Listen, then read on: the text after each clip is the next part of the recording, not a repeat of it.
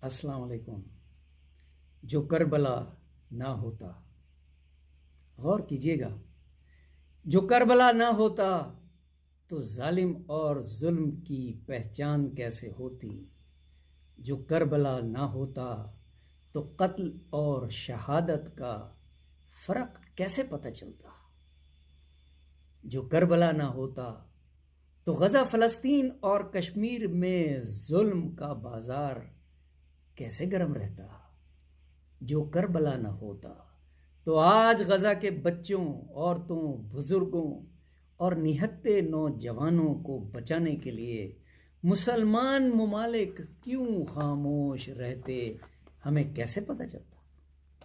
جو کربلا نہ ہوتا تو ہمیں کیسے پتہ چلتا کہ آزمائش کیا ہوتی ہے اور رضائے الہی کے لیے آزمائش کا سامنا کیسے کیا جاتا ہے؟